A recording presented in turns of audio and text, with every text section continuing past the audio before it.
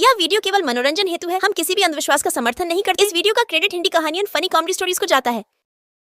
Watchman का street card, village lady, जवारी रोटी। एक गांव में एक अपार्टमेंट था। उसमें बहुत सारे लोग रहते थे। उस बिल्डिंग का वॉचमैन के तौर पर बहादुर नाम का एक आदमी काम करता था।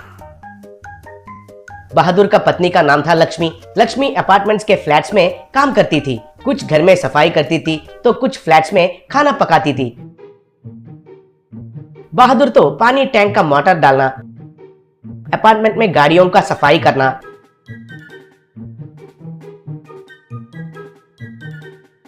अगर कोई कुछ खरीदने के लिए भेजे तो जाकर खरीदकर उनको वापस आकर देना, ऐसे काम करता था।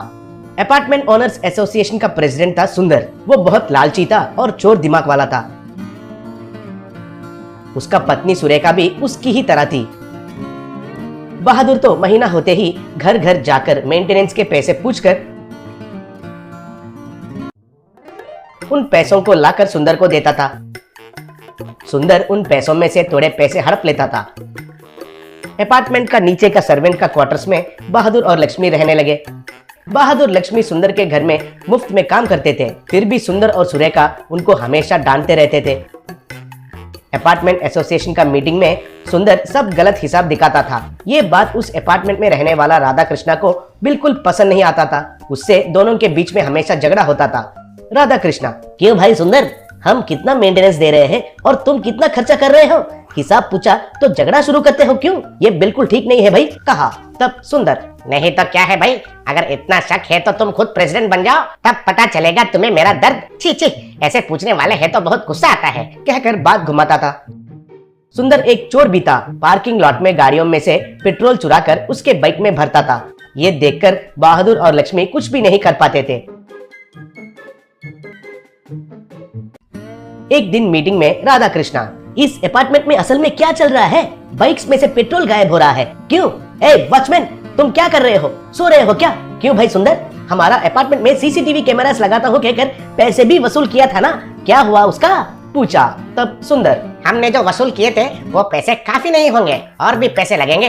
क्यों बहादुर नालायक, बाइक्स में से पेट्रोल गायब हो रहा है तो तुम और तुम्हारी बीवी क्या कर रहे हैं? दरिंदर के मुंह लगाकर ऐसे क्यों देख रहे हैं? बताइए, पेट्रोल कैसे गायब हो रहा है? शायद आप ही चुरा कर बेच रहे हैं क्या? कहा। तब लक्ष्मी को बहुत गुस्सा आया और, पेट्रोल का चोर तुम हो। तुम पेट्रोल को चुराकर वो जुर्म हम पर लगाते हो। तुम्हारे घर में हमसे मुफ्त में काम करवा के अब हमें ही चोर कहते हो, ऐसे गुस्से से बोली। तब बहादुर, हाँ साहब, यही बरकुरदार है जो पेट्रोल को चुराते हैं। आपका दिया हुआ मेंटेनेंस का पैसों को तो भी आधा खा लेता है। असल में ऐसे सब गलतियां बाहर आएंगे कहकर सीसीटीवी कैमरास को नहीं लगा रहा है, कहा।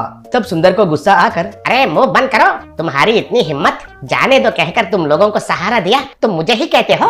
अब तुम लोगों को इधर एक पल भी नहीं रहना चाहिए, बाहर चलिए चलिए, कहकर दोनों को धक्का दिया। ऐसे बाहर जाकर उन दोनों को क्या करना है कुछ समझ में नहीं आया। तब बहादुर, हम गाँव वापस चले जाएंगे क्या? पूछा। तब लक्ष्मी, उधर के हालात अच्छे नहीं हैं कहकर हम इधर आए हैं। अब वापस जाकर क्या करेंगे? इधर ही कुछ न कुछ करके जी लेंगे। मुझे जवारी रोटियां बनाना अच्छे से आता है ना, एक ठेला लगाकर जवारी रोटी और चिकन करी बेचेंगे। ये लो, मेरा मंगलसूत्र को बेचकर निवेश के लिए पैसे लेकर आओ, बोली।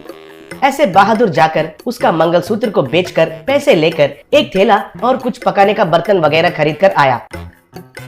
वे दोनों उस अपार्टमेंट के सामने ही एक प्लास्टिक टेंट लगाकर उधर ही उनका व्यापार शुरू किए। लोग धीरे धीरे आकर उनका जवारी रोटी और चिकन करी मजे से खाने लगे। स्वाद अच्छा रहने के वजह से भीड़ रोज रोज बढ़ता जा रहा था। उससे उन दोनों को अच्छा फायदा होने लगा। ऐसे दोनों जवारी रोटी बेचते हुए खुशी से जीने लगे। एक दिन अपार्टमेंट में कुछ झगड़ा हो रहा था। सब लोग मिलकर सुंदर और सुरेखा को खूब पीट रहे थे। ये देखकर बहादुर और लक्ष्मी भागते हुए उधर गए।